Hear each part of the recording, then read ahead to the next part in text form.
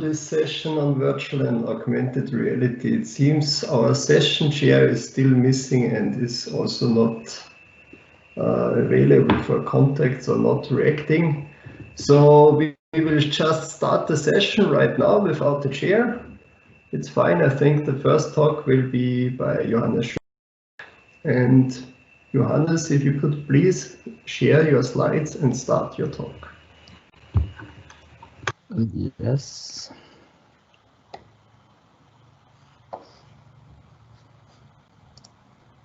Can you see the slides? Yes, we see the slides. Okay, so thanks, Gabriel, for this introduction. Yeah, and I'm happy to present a paper entitled Using Mixed Reality in Intralogistics, Are We Ready Yet? And this work was done together with my colleagues Werner Kurschl, Sebastian, who is also in the session, Miriam Augstein and Josef Altmann. And of course, many students who did the groundwork, who did the prototyping, and who were also involved in the user studies, which is the main topic we did in this paper. So, as we heard already today, we heard a lot about the vision of Industry 4.0, which proposes a seamless integration of various different techniques, like, for example, AI, IoT, big data, sensors, and so on. But currently, we didn't hear that much about augmented or mixed reality. And I think this is also an important part in this whole scenario. If we consider this vision, we think at least that it requires also much more flexibility from the worker which are involved in this whole process. And this kind of increased flexibility leads to some additional complexity. And again, this leads to even a higher cognitive load. So also we assume tasks to get more easier. It could also be the opposite, that the technology is too heavy for the people, and so they have to deal with additional complexity. And again, we try to provide adequate tool support to counteract this situation. And one promising technology, at least we think, is augmented reality or mixed reality. So if we could achieve and can achieve to provide access to information directly on the working place, we think this cognitive load can be reduced. So we need to somehow achieve that the information is directly displayed where it is needed. So if we achieve this, especially in our domain, in the intralogistics domain, we think that we can reduce the stress and can give according support for the workers. And augmented reality, mixed reality is now becoming more and more popular, and this is mainly due to the fact that now hardware is available, powerful hardware is available. The studies we conducted in this paper were done with the Microsoft HoloLens 1, but now even the Microsoft HoloLens 2 is available, and yeah, you can program more and more powerful applications thereon. On the other hand, the flexibility increases in smart production, and we require for new tools. And on the other hand, finally, users get more and more common with natural user interfaces. They are used to technologies like virtual reality, and even a lot of people already at least tried augmented reality applications. And as I already mentioned, in this paper, we focused on user studies. We did 2 prototypes and 2 evaluations thereof. One deals with maintenance work for roller conveyors, so typical system in intralogistics. And the other deals with the alignment of wrongly placed containers in shuttle warehouses. I will get into detail soon. Both projects were conducted with an industrial partner, To be more precise, it was the TGW Logistic Group, a leading company in intralogistics in Austria. And the study and also the prototyping was done during a course of master students at the university here in Hagenberg, mainly between students of the degree programs Communication and Knowledge Media and Software Engineering. Both studies were conducted between 2017 and 2019, and at that point, only the Microsoft HoloLens 1 was available. So both studies were conducted based on this hardware. And in both studies, we strictly followed a human-centered design approach so that we really dig into the problems of the end user and find out what they needed. So to give you roughly an overview about the human-centered design approach, in the first step, you have to clearly understand the context of use. So students really analyzed the task of the service technicians. So they went to project partner, analyzed the daily tasks of the service technicians, and tried to understand the domain. This was done mainly by interviewing the project partners and the domain experts, and also by means of observations. So in this sense, we did some lightweight contextual inquiry. In a second step, we then specified the concrete requirements. This was mainly done on the one hand by specifying user stories, and on the other hand by deriving and drawing some storyboards to give an impression of the intended prototype. In the third step, we then designed a first solution, and we mainly used cardboard engineering on the one hand to save costs, and on the other hand, of course, it wasn't able to build a real warehouse here in Hagenberg. So we had to use simple means, and cardboard engineering is quite a cheap but still easy way to at least design a prototype and to give, in our case, the students the opportunity to test their prototypes here in Hagenberg. And on the other hand, we also conducted at least one design thinking workshops where they started to generate ideas for the actual prototype. And finally, we did an evaluation of these prototypes and the whole design. Mainly we used heuristic evaluation methods and user tests.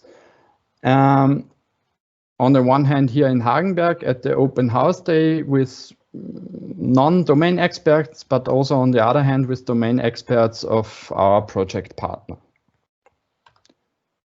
So let's get into detail of the two prototypes we built. The first one dealt with the conveyor system.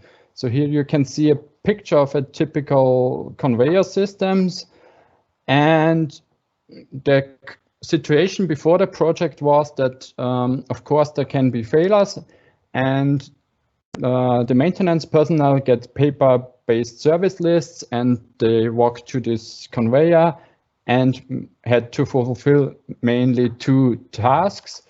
On the one hand, they need to replace a roller, so this piece here, and on the other hand, they might need to exchange a photosensor. Photosensors are used to detect if a good or if a container is on this conveyor.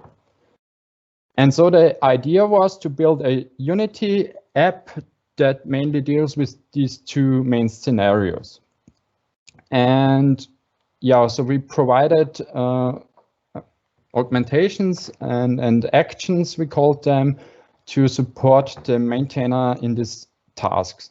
So on the one hand, you can see them in a picture in a minute. We provided actions like audio output and animations. We also provided 3D models, and so-called decisions, that you can answer questions by simply saying yes or no. And so, for example, to check whether you understand or whether you finish the task and so on. Additionally to the typical gestures provided by the HoloLens, we also used in this prototype voice input and output. And I didn't mention, in both of this prototype, it was extremely important that the end users have their hands free. So this was the main reason why we focused on HoloLens and couldn't use some tablets or something like that. Yeah, concerning the first study, as I said, it was done in the year 2017 on the open house day here in Hagenberg. We had nearly 50 participants. Since they were prospective students, they were rather young. So at the medium, they were 20 years old. The study was conducted in a lab here in our university, but we were able to use a real-world conveyor system, or the conveyor belt. So in this picture here, you can see the typical study setting. And the main goal was now to, on the one hand, observe the participants during their task.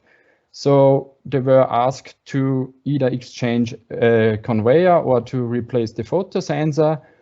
And yeah, we observed how they conducted the task and if they had any problems. Since most of them never had worn any HoloLens before, we gave them a short introduction before to be at least familiar with the common gestures provided by the HoloLens. And we also recorded the whole setting, not only the video itself of the user study, but also the HoloLens spectator view, so that we already could also see the augmentations the user saw at a certain point in time. The observation was combined with some kind of interview, and after the study, users were asked to participate in a questionnaire. So the main findings of this prototype were that concerning, in general, the tasks, how well they felt with doing the replacement of the sensor or the conveyor belt. 35% said it was no problem and they could do it without any problems. Also, they weren't into the domain. However, around one third needed still some extra time to understand instructions. This can be, on the one hand, since there were no domain experts, but on the other hand, people stated that it's still quite complicated to match the augmentation on the real-world system. So here you can now see a picture of our instructions. It's quite a lot of augmentations. We used text, the 3D models, and the buttons, as I told you before. And one interesting point here was that we expected at least that most of the people would read the text, look at the model, perform the actual task, and then step to the next step. However, only half of the people did so. A lot of people listened to the audio or read the text and then pressed the next button to see the desired results. So they wanted to see the actual solution of the step and then perform the step. So this was quite interesting for us. Another interesting point here was also the people weren't in the domain. A lot of them said that they wouldn't need the 3D model. So they said it's not necessary. Maybe this was also, as you can see here, at this point, at this very first point, this was quite early stage of the HoloLens. We or the students couldn't achieve a precise alignment of the holograms.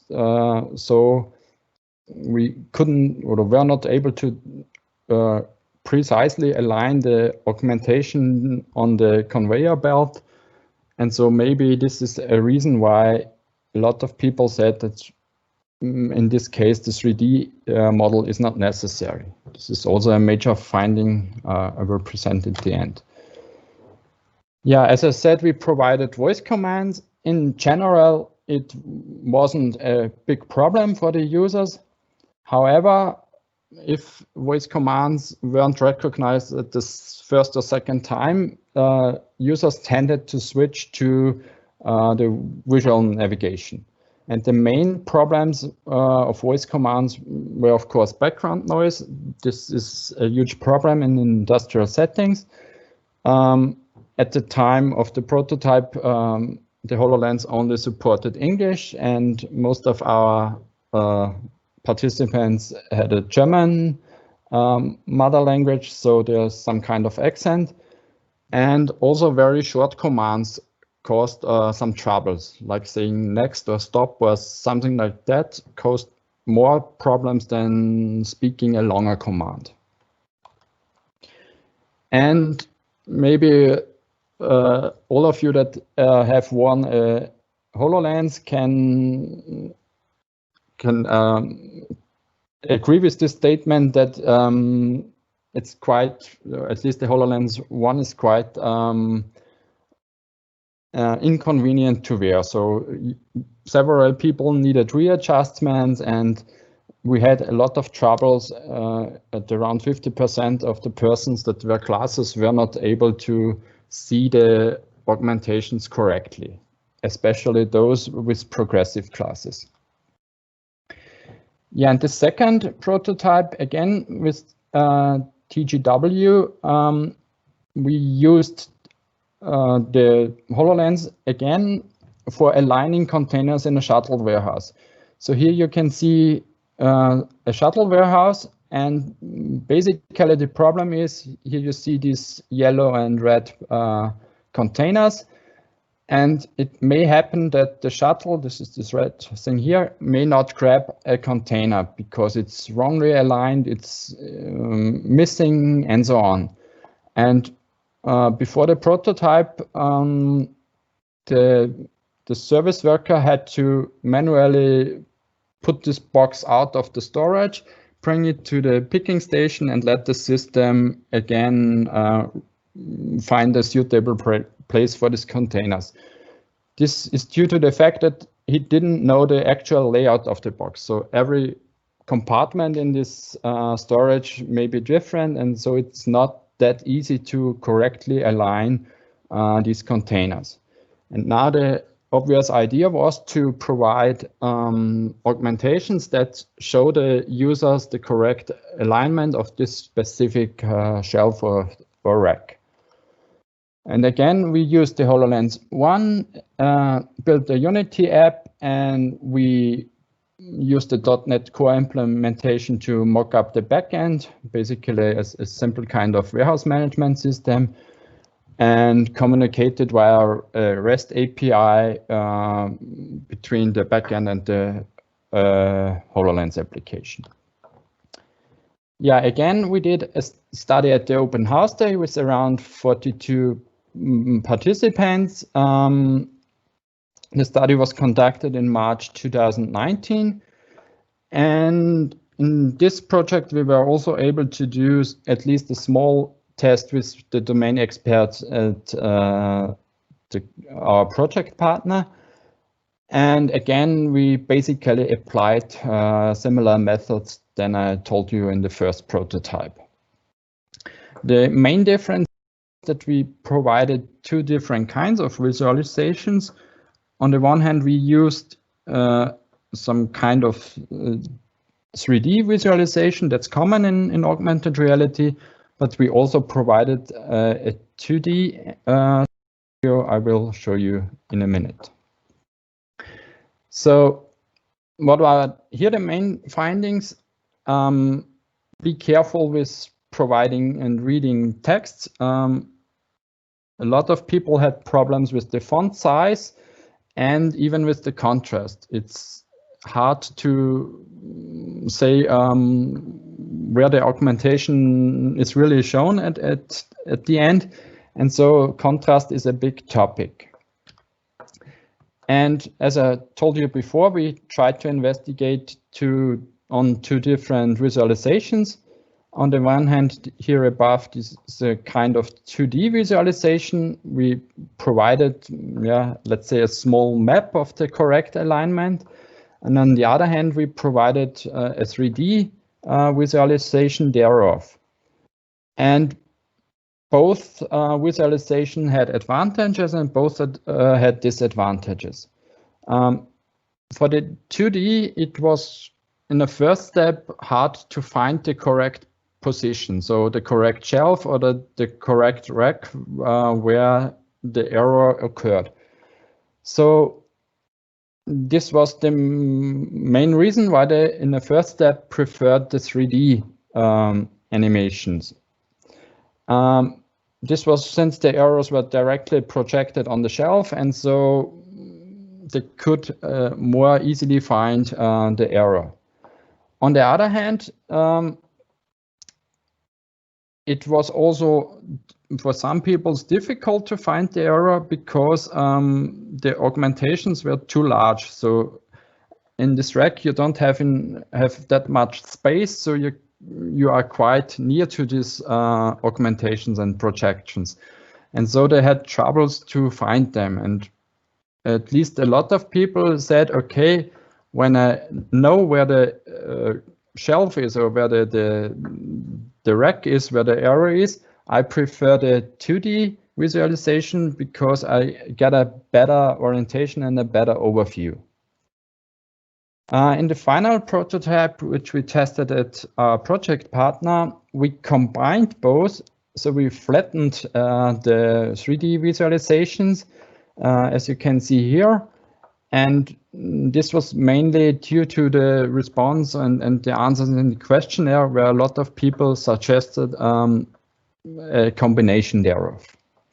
And this was tested with the domain experts at TGW, and the experts were happy with this visualization. They found the errors and they could correct them. However, the domain experts were still mentioned one important point. We didn't manage to include object recognition, so they wished feedback when they correctly placed the container. So for example, that's now you get a mark if it's correct, or that you remove the augmentation if a container is correct. So this was one major point of criticism. Concerning the interaction, it was quite difficult to find the suitable navigation through this whole application. And users felt inconvenient if they had to use too many tab gestures. So they said, okay, in this case, maybe the HoloLens clicker would increase convenience, or even some smart glove or some other new forms of interaction would definitively help to increase usability. We also thought of, again, voice input, but in this case, in a shuttle storage, it's quite noisy, so this wasn't a good choice.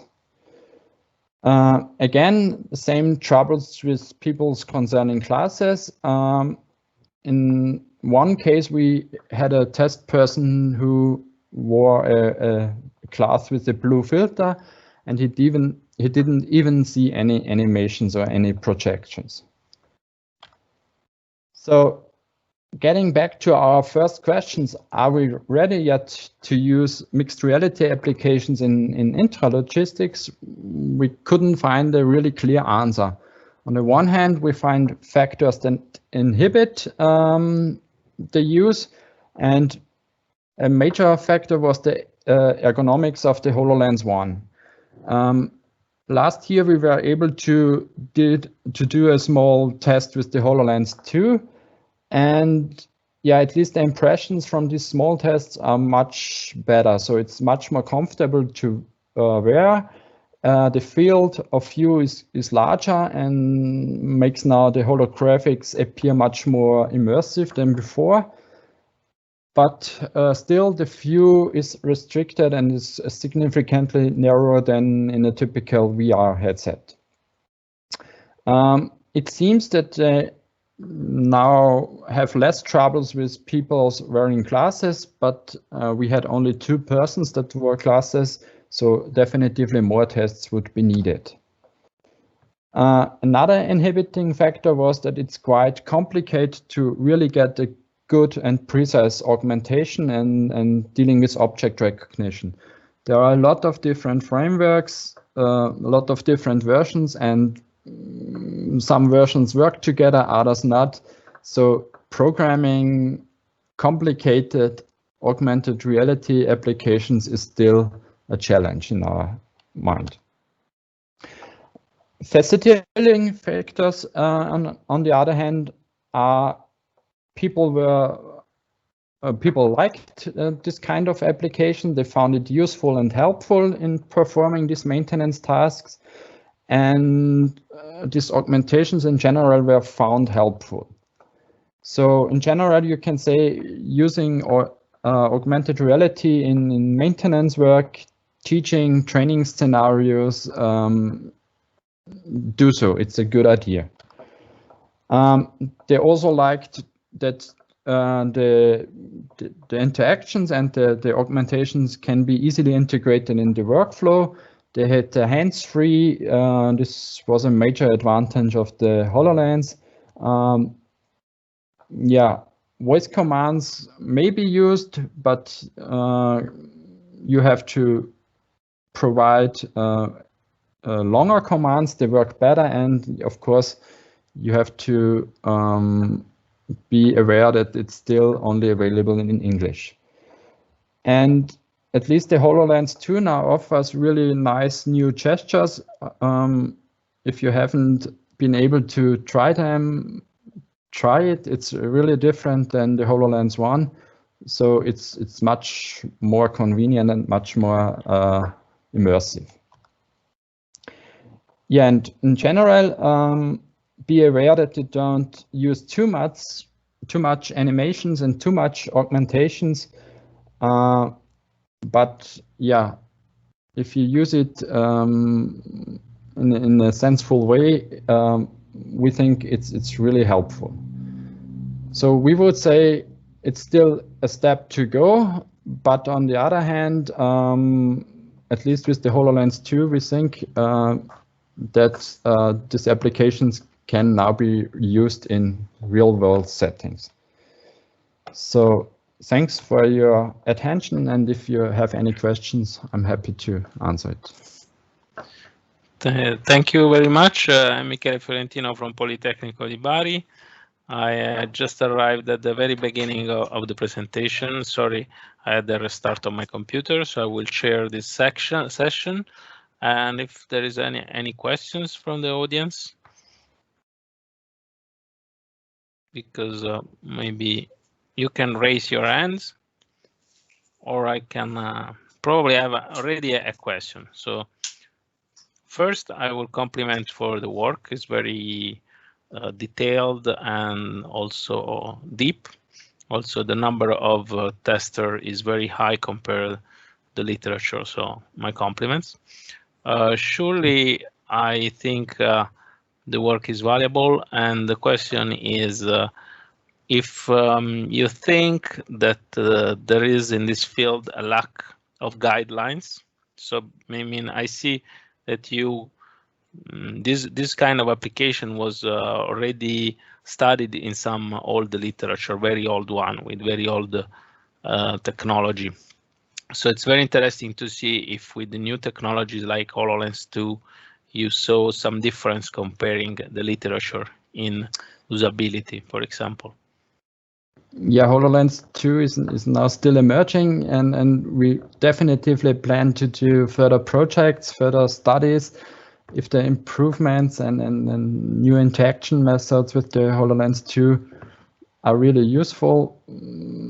But that's still a point for future work, and in general, I agree. General guidelines how to design or to evaluate and to provide AR applications in an industrial settings, at least in our literature review, we didn't find that concrete patterns or so. This would be definitively useful, I think. Okay, good. There is other question from the audience, please. There is still 1 minute for discussion. But also the discussion about HoloLens 2. Maybe you can tell us before if you have some early result from HoloLens 2. Yeah, we only did a really small application we started a new project last year. We started it with the HoloLens 1, and in the last 2 months of this project, we got the HoloLens 2. And the students and also we really liked the HoloLens 2. It is a huge step forward. It's also, we thought it would be a big problem to transfer the code from HoloLens 1 to 2, but this wasn't the case, at least in our scenario. It was just to redeploy it on HoloLens 2, and the Unity code also didn't need any changes. So this was a good point. And yeah, now you can really point at these virtual objects, enlarge them, scale them. So at least we think it enables new scenarios which you couldn't do with the HoloLens 1. But yeah, we hope to get a research project where we can really build more applications with the HoloLens 2, and maybe we can have another paper reporting on the improvements of the HoloLens 2. Okay, thank you very much for the contribution and for the answers. Probably there are no other questions, and we can go forward to the next presentation. So creating an open source augmented reality remote support tool for industry, challenges and learning. So the second presenter can step in. Okay, thank you very much for the introduction. I think you can already see my slides. Is this correct? Yeah, yes. Perfect, thank you. So welcome to my presentation. My name is Josef Wolfartsberger. I'm also from University of Applied Sciences in Upper Austria. Currently, I'm a professor in the course Production and Management at Campus Steyr. And the title of the paper I will present today is Creating an Open Source Augmented Reality Remote Support Tool for Industry, Challenges and Learnings.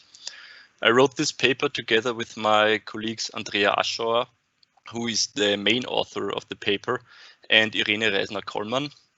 And in our group, we're doing a lot of research on smart production topics and Industry 4.0 topics such as additive manufacturing, predictive maintenance, and mixed reality for maintenance tasks, things we also heard in the last presentation. And this paper deals with the last one of these topics, and we want to share our experiences and learnings while creating an open source solution to support industrial maintenance tasks with augmented or mixed reality. So here is a quick overview of what I'm talking about. I will start with some general remarks on the situation and recent challenges of maintenance work in industry nowadays. Then I will present our prototype that we developed and our experiences while developing this prototype and some best practice solutions, which we defined in detail in the paper. And afterwards, I'll talk about a short and preliminary evaluation we conducted at university, where we tested our tool in a fictional maintenance scenario with 30 students. So, as you know, maintenance is a very essential part in industry. It makes up a big part of the annual budget, and therefore the savings potential through increased efficiency is very high. And many companies are using maintenance tools to cut down running costs in this field, like paper reports, like spreadsheets or maintenance management systems.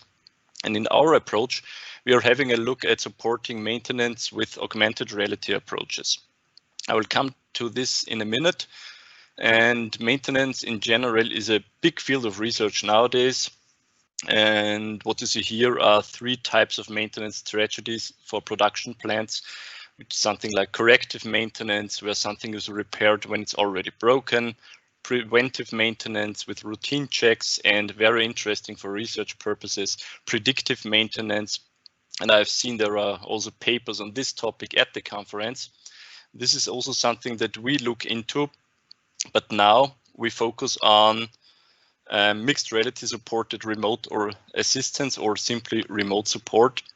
The idea is that an operator wears smart glasses or holds a smartphone or a tablet PC and sees data in her field of view anchored at the right position, for example, over a component in need of repair. And in addition, he shares his view with a remote expert who can leave anchored annotations like arrows in his field of view.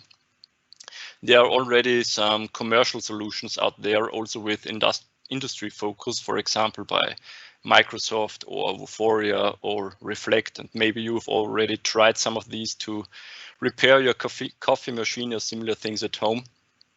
But as you may know, current hardware in the field, especially smart glasses, have restrictions when it comes to the field of view, to outdoor usage, and also the operating time. And the goal of our research is to identify the benefits and the weaknesses of augmented reality remote support in typical industrial maintenance processes. And this topic is even more important since we are all in the middle of a pandemic, and tools like this could definitely help to reduce the need for traveling around the world just for repairing a specific machine. So we are doing this research in a project called Mixed Reality-Based Collaboration for Industry, together with a bunch of Austrian research institutions and about more or less 20 industry partners. And at the beginning of the project, we asked our partners to define an in-house use case that somehow deals with the topic of augmented and mixed reality. And we quickly noticed that the interest in remote support is really huge. And a lot of our companies defined use cases for supporting workers outdoors and indoors with augmented reality. So we started to look closely into these defined use cases and talk to our partners in detail, because we wanted to know which preconditions and needs they have when doing maintenance work outdoors and indoors. We picked 4 companies here with different sizes and different activity fields. As you see here, there was one big company with over 20,000 employees, smaller ones, and one quite small one with 100 employees, very different ones in size. And I just highlighted some of these findings here. They told us, for example, that most operators face dirt, high noise levels, bad lighting conditions. They have to wear hard hats or safety glasses, and so on and so forth. And these are all things you will never see in these advertising videos by the companies which come up with current remote support tools. And another thing is that hands-free work is extremely important for many companies, as well as the need to document maintenance steps. And this in general was interesting feedback for us, and based on this feedback, we developed our own version of a remote support tool with augmented reality support. And one big goal for us was to make it open source as far as possible. So we support audio and video connections between a client and an expert user. We support anchored annotations in the real world and gallery overview, and we support different devices such as Android, iOS, Microsoft HoloLens version 1, and RealWear HMT1. The latter one is a smart glass with a very strong industry focus. And on the right, you see 2 screenshots of this, where an expert leaves annotations in the user's field of view. And in the feedback from the companies, we also saw that they often have to deal with very bad Wi-Fi signals, like on construction sites or even in tunnels. And for this reason, we integrated a so-called low bandwidth mode, where only still images are transferred and annotated instead of a complete video stream. And before I go into more details, this current prototype will be freely available on GitHub as quite soon, actually 6 months after this project ends, and this will be around June 21. So if you're interested, just send me a message and I can notify you as soon as this prototype is publicly available. As I said, our remote support application is based on free software packages. We use Unity 3D as the application development environment, AR Foundation for the calculation of the 3D space and the AR view, and WebRTC for establishing communication between the devices. WebRTC is actually a free and open source project which provides the basic framework to establish a video audio channel between two clients, allowing a direct peer-to-peer communication. And also with high focus on security, which was also important for our industry partners, of course. The system is divided into 3 areas. The left one is the remote expert view. In the middle, there's the data transmission, and on the right, the on-site worker view. The on-site worker is the initiator of this remote support core. The remote expert view receives the information about the real space and documents this space with additional information like virtual drawings or arrows. And the data transmission layer forms the technical basis for the communication. And the whole thing was tested for Android smartphones and tablets, as well as some smart glasses with AR core support. A little bit more on this in a minute. Here's another view in this app. On the left side, you see a screenshot of the application as the maintenance worker sees it. And on the right, you see the expert application from the guy sitting in the back office providing assistance.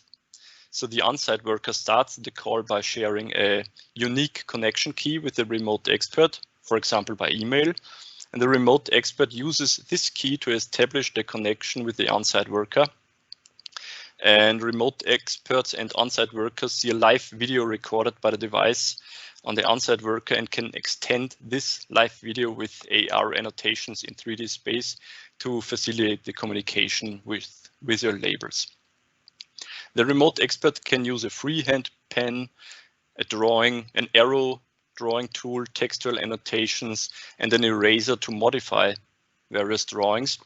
And in addition to the live video, voice and message chat are available for communication with the remote expert.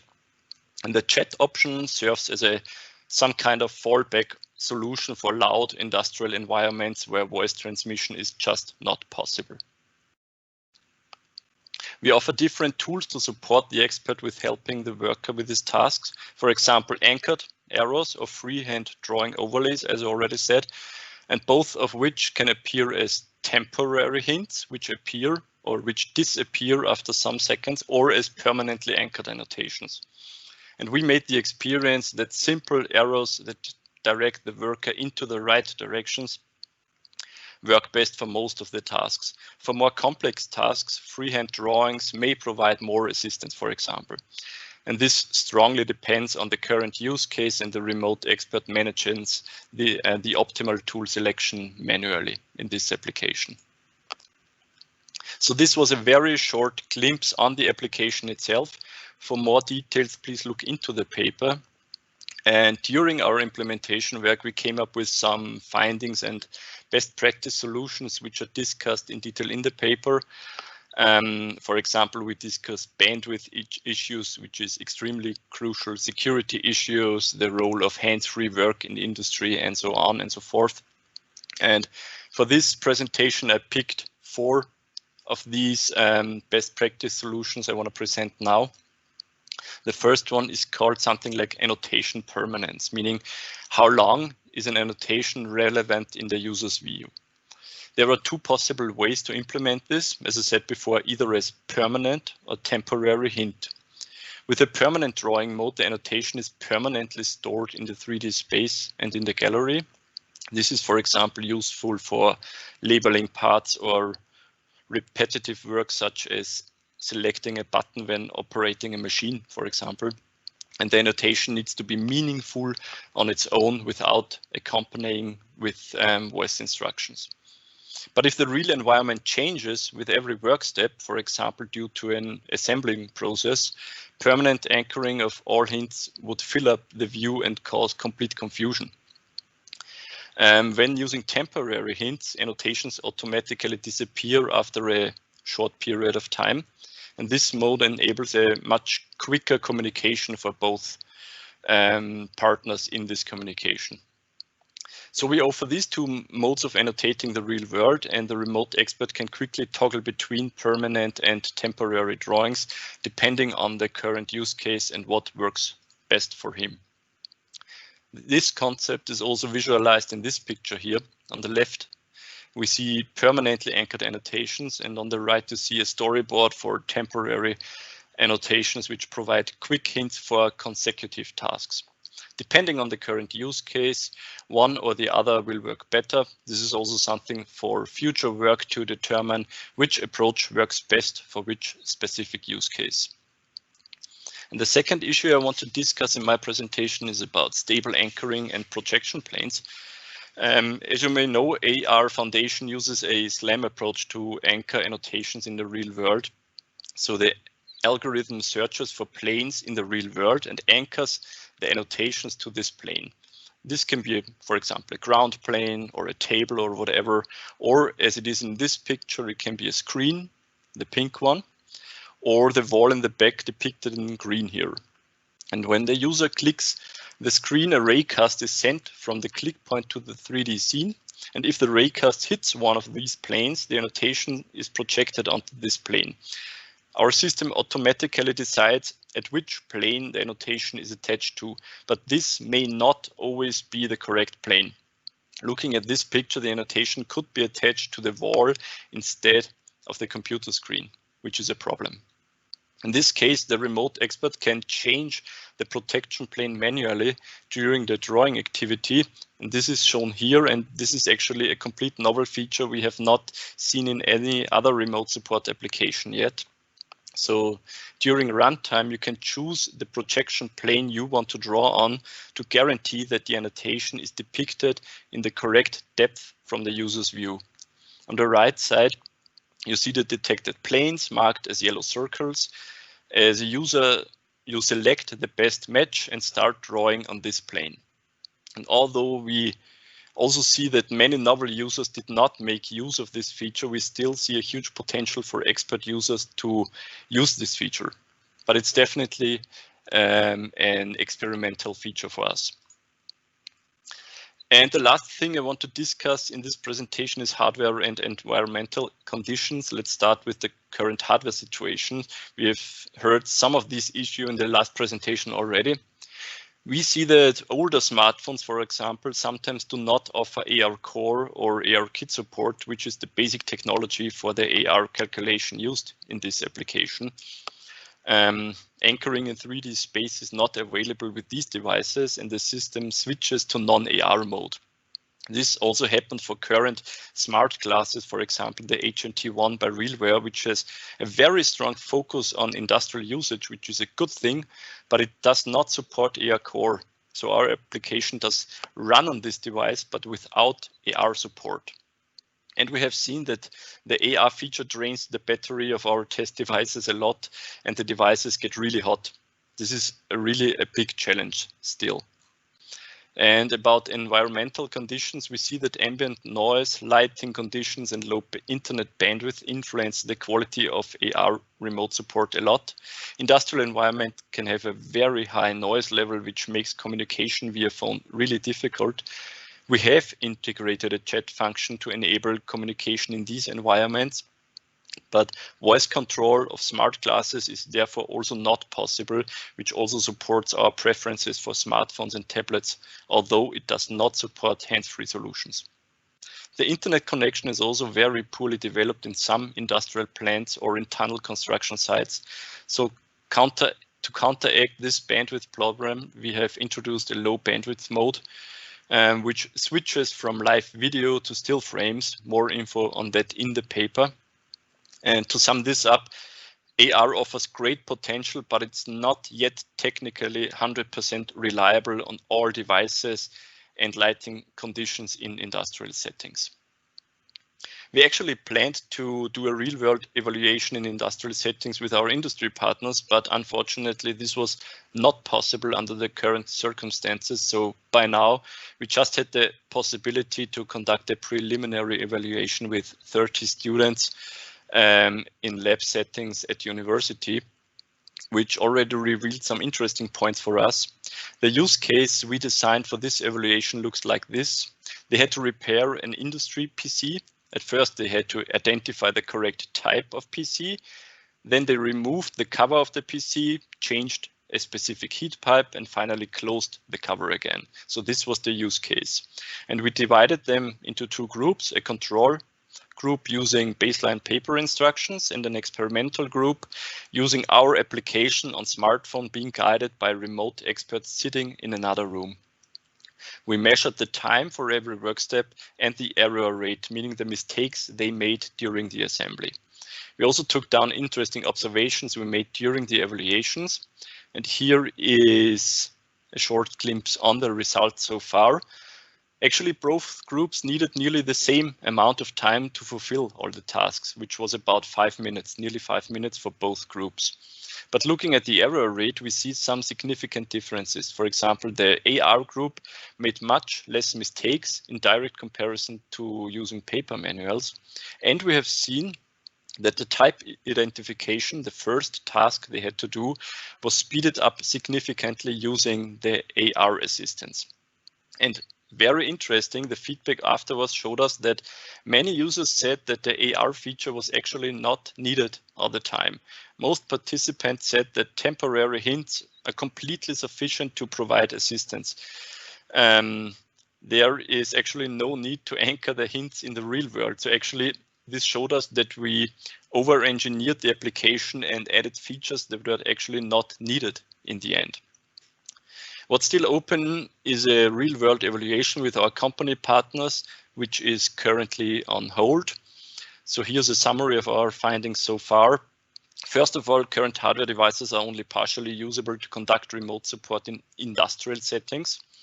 We see that devices like the HoloLens cannot completely fulfill industry standards and do not work in these settings with dust, noise, and strongly varying temperatures. And in addition, tracking is often not robust enough in changing lighting conditions. This will change over time, but right now it just happens this way. So there are still some challenges, but we see a big potential to support complex maintenance tasks with this solution. And the evaluation in lab settings at our university showed they were not quicker with the AR tool, but they made much less mistakes, which is more important in the long run. There are still open research questions we plan to look into in future, like is AR actually needed and does AR provide more help for complex tasks? We will look into this within the remaining time in this research project. And until then, thanks for your attention. Remember to download this remote support prototype on GitHub as soon as it is available. My name is Josef Wolfartsberger from University of Applied Sciences, Upper Austria. I'm happy to answer your questions. Thank you.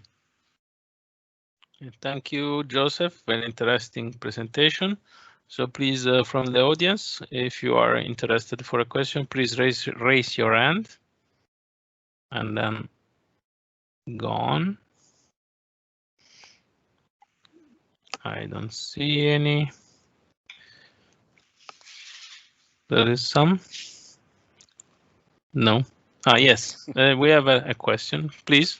It's not really a question, rather a comment. I fully agree with the findings you had in your work. Most of them are similar to the one I presented before. Mm-hmm.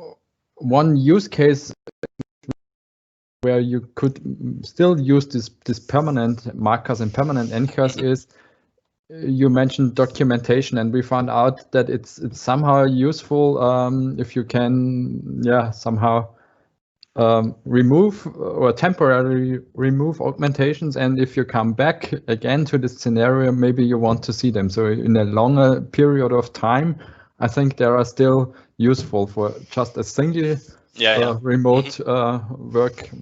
I agree with your opinion.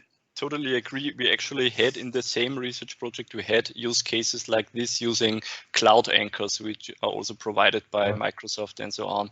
So there were companies who were highly interested in using cloud anchors to annotate things in their production plant. And when someone gets back days later, he still sees these annotations at this very spot. So this is I think this cloud anchor issue is a really big topic. Also for industry use cases.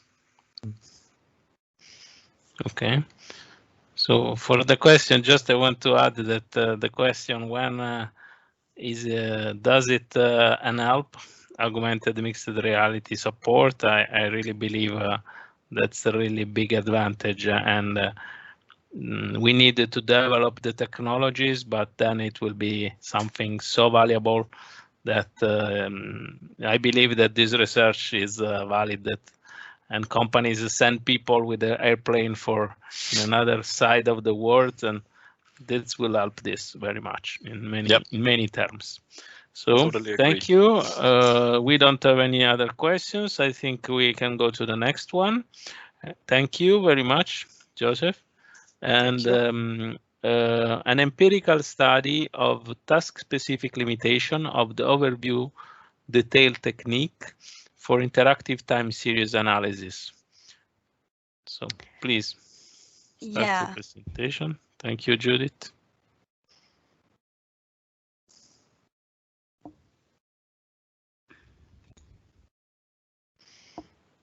We don't see the screen.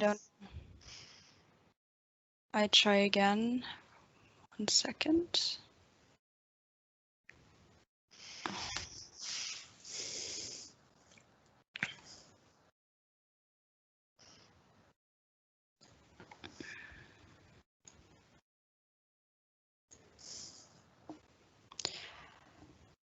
Okay, it somehow seems to have some issues. Do you think we can jump to the next one, or you think you can solve in? I think we saw the slides. Now we see a cat. Yeah. Oh, We see the slides now. Okay, exactly. Good. Let's go on. Thank you. Thank you, Judith. Just 1 second. All right.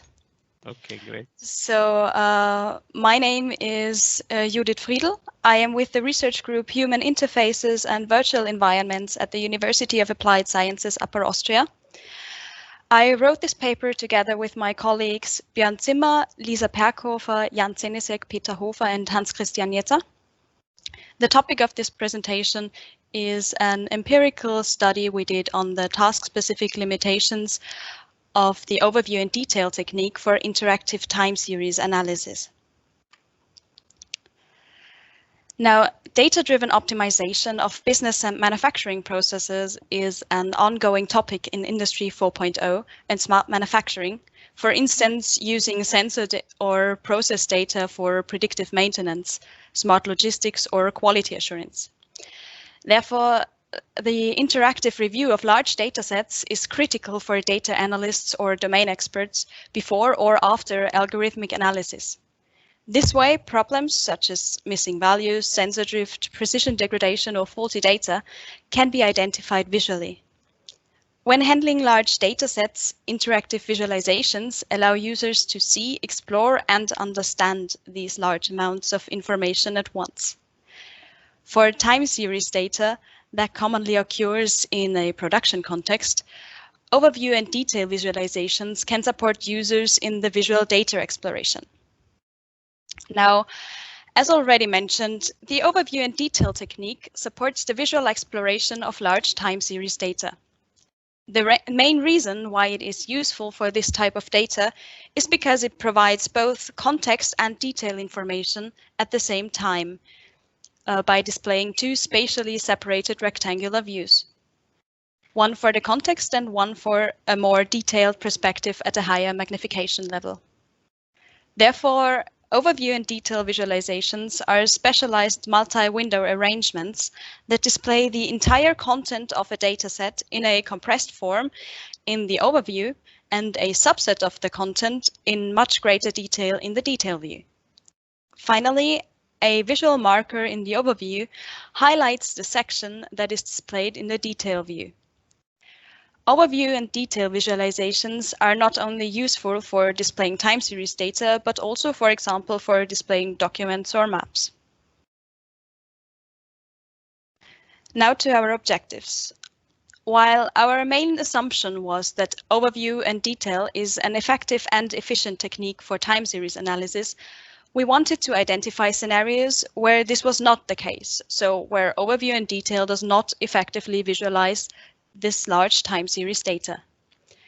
Next, we wanted to identify usability issues of overview and detail visualizations for this type of analysis. And finally, we want to propose alternative interaction and visualization techniques to overcome the identified issues. As to our methodology, we used a quantitative experiment on the platform Amazon Mechanical Turk, which is a platform to recruit paid workers for tasks or studies. We evaluated 4 different task types, 5 participants. 51 were male, and 2 preferred not to disclose their gender.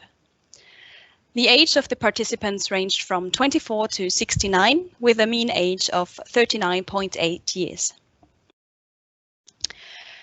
For the study, we used a synthetic dataset generated using a synthetic autoregressive moving average model. We chose to use synthetic data since it allows for control. That way it was easier to shape the data to fit our tasks. We used 3 different data densities, so we could look at the influence of the size of the dataset on the task efficiency. Dataset 1 contained 1,375 data points, data density 2 contained 8,250 data points, and data density 3 contained 27,500 data points. On the right, you can see the overview in accordance with the different data densities. As you see, the visual marker is quite small in data density 3. Thus, the detail view can only display a very small section of the complete dataset. The first task is a trend identification task.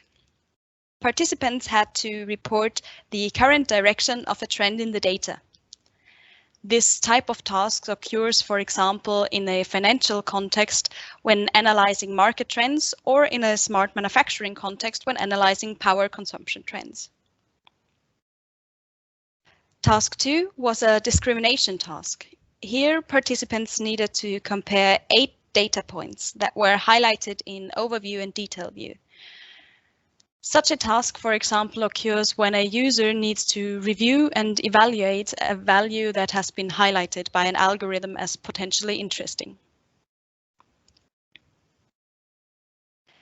The third task was extreme value identification. Here, the participants had to identify the largest value in the dataset. This task type, for example, occurs in the outlier analysis of sensor data from smart grids. And finally, task 4 was a pattern recognition task. Participants had to report how often the pattern highlighted in yellow occurred in the dataset. Tasks like this, for example, occur in the monitoring of manufacturing processes. For the analysis, we had 2 independent variables, the data density and the task type, and 4 dependent variables, task efficiency. Those were completion time, response accuracy, mental effort, and user satisfaction. For the statistical analysis, we used an ANOVA for completion time and response accuracy, and a Kruskal-Wallis test for mental effort and satisfaction. Here you see the results for task 1. In this task, we found no statistically significant difference between different data densities for any of the dependent variables. Thus, we conclude that for trend identification tasks, the overview and detail technique works sufficiently for any of the analyzed data densities. What is important, however, is that an overview is present so the user can see the trend at just a glance. For task 2, there was also no statistically significant difference between the different data densities for any of the dependent variables. Therefore, we also conclude that for discrimination tasks as well, the overview and detail technique works sufficiently for any of the analyzed data densities. Now, for task 3, there was a statistically significant difference for the completion time and for the response accuracy. In both variables, the data density with the lowest amount of data performed significantly better than the other data densities. The reason for this result might be that with higher data densities, the peaks are not visible in the overview anymore. Thus, it takes participants longer to look for the peaks in the detail view, and additionally, it is easier to overlook such peaks. A possible way to fix this is to use a different rendering method for the overview that, for example, emphasizes on conceptually important points and therefore captures the overall data better than the rendering technique that was applied in our study. For task 4, we also found a significant difference in response accuracy for the data density with the highest amount of data points. This could also be due to the fact that patterns are not visible anymore in the overview in this data density. There are several ways to fix these issues, e.g. the control display ratio can be increased so that it takes the user a bit longer to scroll through the detail view. This way it is harder to just scroll over the pattern and overlook it. Another approach is to provide a fisheye lens for the overview, or another approach is to let the user sketch a pattern they are looking for, which can then be highlighted in the data. So in conclusion, we presented the results of an experimental user study on the limitations of overview and detail on time series visualizations. Our results showed no influence of data density on trend identification and discrimination tasks. We found a difference in completion time and response accuracy for extreme value identification tasks and a difference in response accuracy for pattern recognition tasks. Future work could then, for instance, look at the influence of screen size and resolution. However, this would require a controlled lab experiment with different screen sizes, resolutions, and different tasks. Thank you for your attention, and I'd be happy to answer your questions. Thank you, Judith. So please raise your hand if you have any question regarding this interesting work. If there is any question? Because I have a curiosity more than a question. It's about multidimensional data or time dependent data. Do you have any idea about analyzing more complicated structures? Well, it depends on the exact type of data. But for example, in one of our research projects at the moment, we look at visualization of network data in across mixed reality systems. So there may be several visualizations needed to capture the data to a full extent, depending on the data. Okay, good. So thank you, Judith. So there are no other questions. We can go on with the next presentation. So it's fuzzy cognitive map-based knowledge representation of HAZARDOUS industrial operations. Please start. So can you hear me? You see me? No. Now I see you. The presentation, not yet.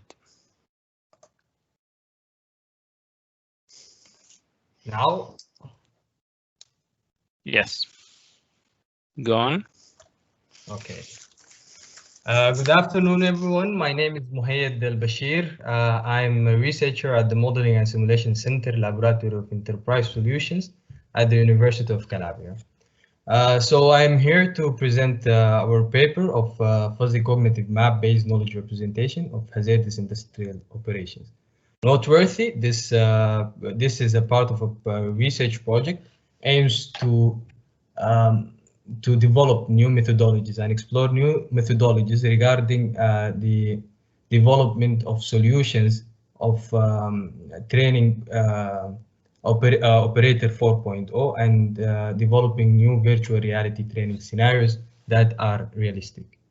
So as you probably know, that hazardous industrial operations are really complex, and there are a lot of interconnected factors that are involved in these kinds of operations. This study aims to develop a fuzzy cognitive map that represents the occupational health and safety knowledge of domain experts about a certain critical industrial setting. We find that interesting because it allows us to model all the factors that are involved in the execution of safe operations. By the factors here, I mean all the accidents that can happen and all the safety measures that can prevent these accidents from happening. Also, it can model the risk factors associated with the certain hazardous industrial setting. So also it can allow us to understand the effects of the risks and the safety measures on these accidents and root causes of the accidents and how do they evolve. This solution that we have developed is important for operators, emergency workers, and occupational health and safety specialists, as it conveys the knowledge of experts of occupational health and safety to ordinary operators, let me say, enabling them to understand and better predict the evolution of a certain scenario during the operation. Also, we consider it interesting and very important as a building block for developing virtual reality scenarios that are realistic, enabling us to develop a stochastic storyboard, facilitating the development of simulation-based training. So let me quickly talk about knowledge representation and the fuzzy cognitive maps and the correlation between them. So as you probably know, that knowledge representation is a very important step for the development of knowledge-based systems and knowledge acquisition in general. There are a lot of methods involved in knowledge representation. To count a few: relational databases, text, images, graphical representations. But when we talk about graphical representation, we think of semantic networks. And a fuzzy cognitive map is not an exception of a semantic network that is composed of two important components. The first is the node in the image to the right, and the second is the edges between these nodes. A semantic network and a fuzzy cognitive map also relates the concepts in terms of the causality relationships. The interesting thing about fuzzy cognitive map that these relationships can be fuzzy. So the key word here is fuzzy itself, because the weights between these different factors, as you see, W41, W14, and etc. Those interrelationships are modeled based on ambiguity and vagueness, and they can take a value from -1 to 1, in contrast with the traditional Boolean logic that we already know that can just model the causality relationship in terms of that if it's there or not, 0 or 1. So yeah, why we consider fuzzy cognitive map interesting in this kind of an application? One, you can see that it can model the ambiguity and vagueness, and this can make it very suitable for modeling real-life stochasticity. As you understand that real-life scenarios can evolve in a certain direction that cannot be determinate. So in this way, we can model what can happen, and as I said, mainly in a virtual reality context. If we want to have a realistic training, we need to be able to model stochasticity. So fuzzy cognitive maps are also dynamic maps that permit feedback as feed forward. So yeah, this allow them to model the stochastic scenarios evolution. A high number of concepts, as there is no limit for the number of concepts that can be involved and the interconnections between them. So allowing the simulation of several virtual scenarios. So let me walk you through the research steps that we have done. First, we identified a case study, a critical industrial setting that we would like to analyze and to model the fuzzy cognitive map around, and then mapping the causality relationships, as we identified all the possible accidents that can happen in this hazardous industrial setting, the hazards involved and associated with the safety measures that could be taken in such a setting. Then we listed the knowledge, which is a key step in this research, as we were able to take the knowledge of experts of occupational health and safety and model them to the map that I'm going to represent in just a moment. Then build the map as the last step of the research. So the next, I'm going to talk about every step at the beginning. So identified is confined spaces in nuclear facilities. Specifically, I'm talking about pipelines and tanks inside nuclear facilities. Those kinds of hazardous industrial settings are extremely hazardous and dangerous, as you can imagine that the radiation is already present because of the hazard of radiation is already present because of the fact that they are in nuclear facilities, and also the hazards associated with working in confined spaces in general. I'm talking about asphyxiation, intoxication, biological hazards, falling from heights or falling objects. Also, fire and explosions could be a likely to happen accident, and etc. So there are a lot of possible accidents that can happen, and this means that those kinds of industrial settings are really dangerous. As and unfortunately, until now, like, we need operators to intervene in such operations. Although we have developed a lot of technological advancements, but sometimes it is necessary. So the next step, mapping the causality relationships. At first, we identified all the possible accidents. We identified the possible some of the possible operations that can happen. Also, the risk factors associated with these kinds of confined spaces, and the mitigation measures. Then we grouped them into 2 groups. We put every possible accident, as this is the main thing that we have to model in this case, in group A, and then we put the possible accidents, the possible risk factors and the possible operations in group B.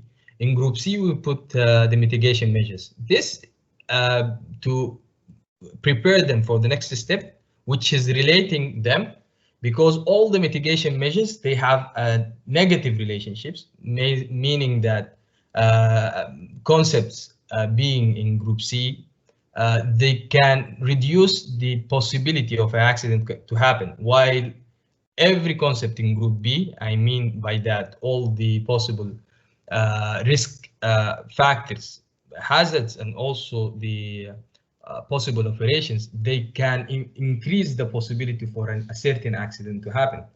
So after that, we listed the knowledge from experts using a questionnaire of 3 parts. The first part, we needed to understand what are the likely accidents to happen in our specific case study.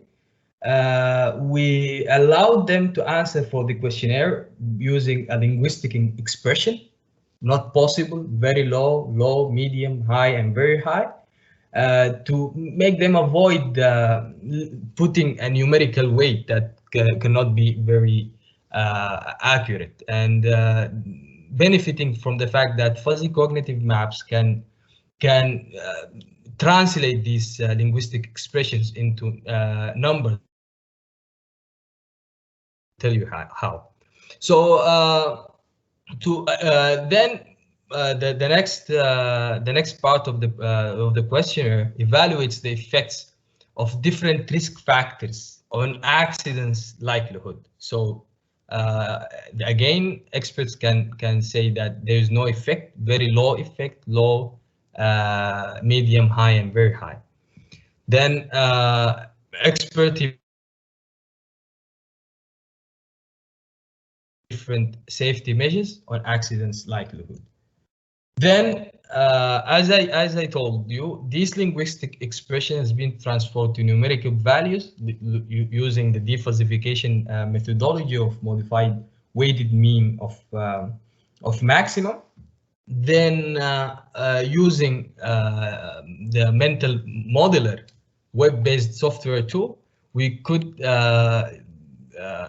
draw the fuzzy cognitive map that we would like. The choice of fuzzy, the choice of this specific tool was based on its easy user interface and also the delicate display that it provides, and also it allows us to individually analyze each concept, and this is extremely very important for knowledge representation.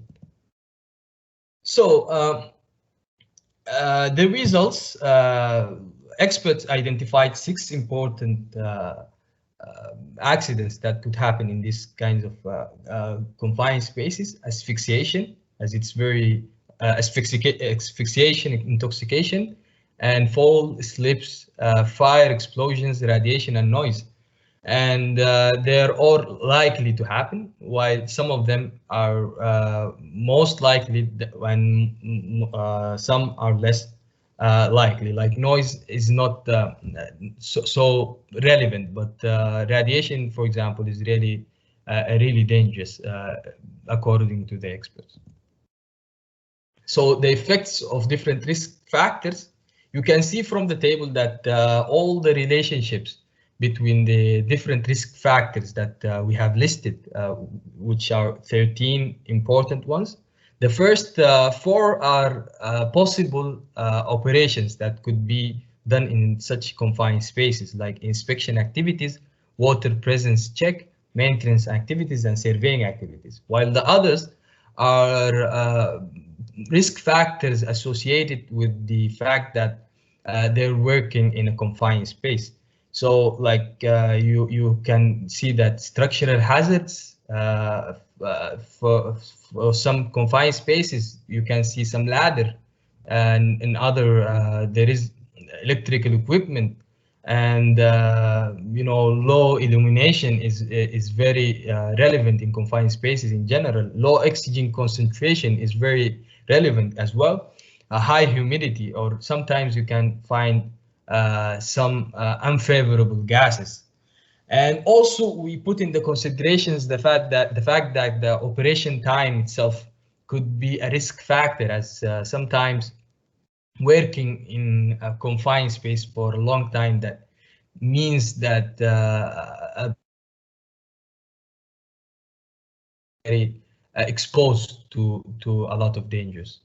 So you can see that these relationships between the factors and the accidents are all positive relationships, which means that each increase of any risk factor means an increase of the likelihood of an accident to happen. This table represents also which is called in the fuzzy cognitive map context as a weight matrix, and a weight matrix is very important because it allows. So after that, we understand the effects of the different safety measures on the accident's likelihood.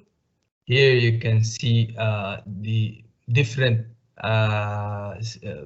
mitigation factors that an operator can take in order to reduce the possibility of accidents to occur. So here you can see the resulted fuzzy cognitive map. In the beginning, you can see the causality map of each accident embedded in the mental modeler software that we have used. And this is why one of the reasons that we used it as a tool. So you can see that asphyxiation, for example, can happen in each of the operations that could be done, or the one at least the ones that we have identified.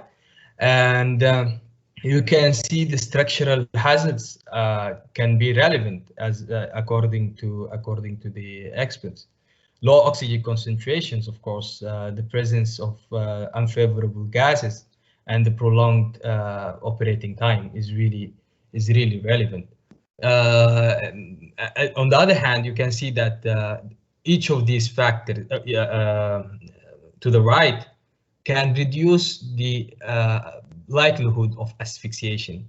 So operators' spatial knowledge, which means that how operators understand the space that they're working in, and using helmets is also considered by like a very small margin as relevant.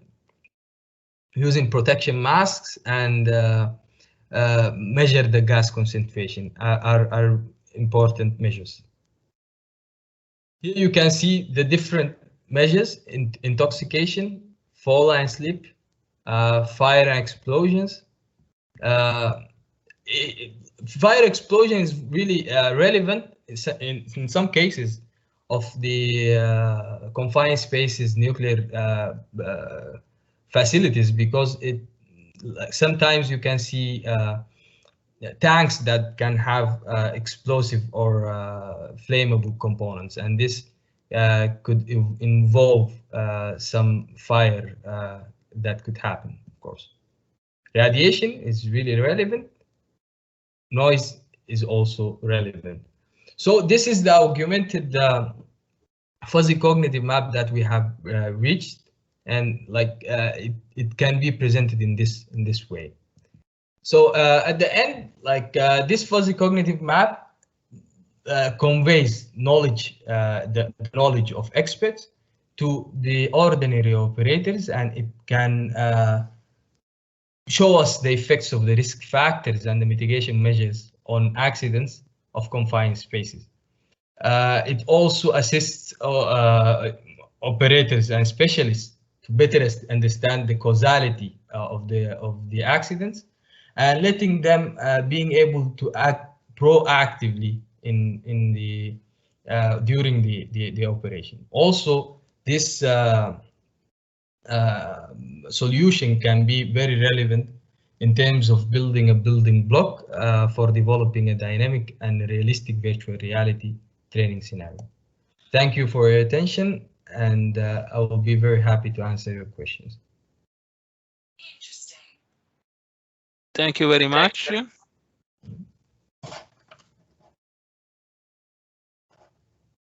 Thank you.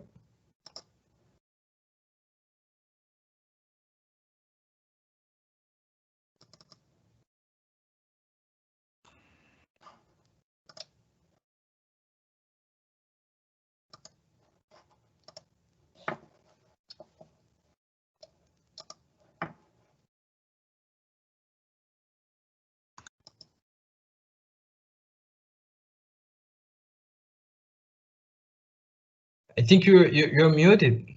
I can't hear you. Okay, sorry.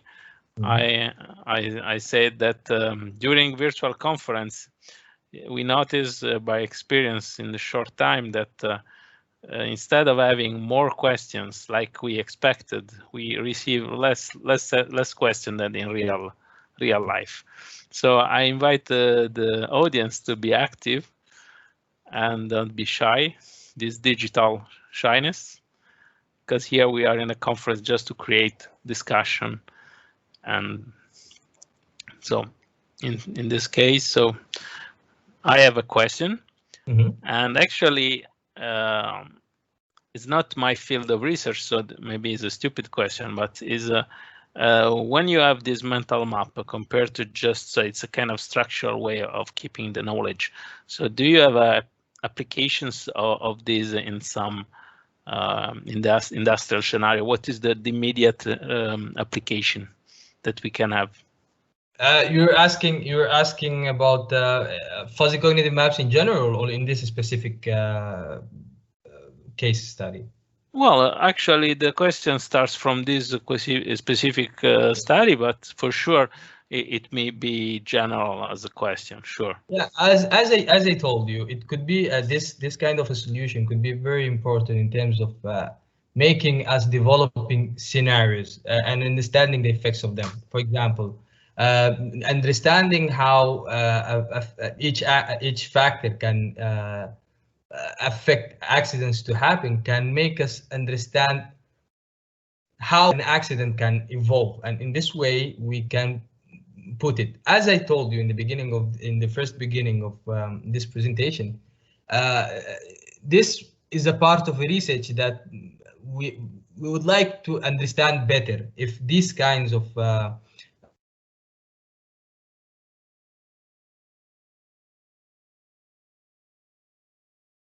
be used into a virtual reality training scenario, because we can understand that these training scenarios should be very stochastic, and the evolution of scenarios inside them should in a way should mimic what happens in the real life scenario.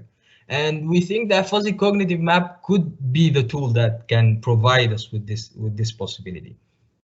Okay, great. I think you are on the good way for doing this virtual reality simulation. Okay, thanks. Any other questions, or we can go on? No, I don't see any other. Okay, you have the contacts in case you want some other have a question, they can contact you directly. Okay, thank you very much, presenters, for their interesting talk.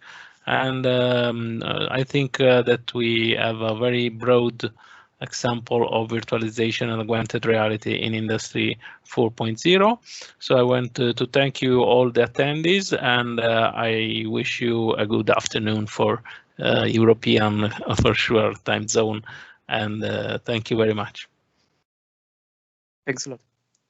Thank you. Thank you very much. Bye-bye. See you.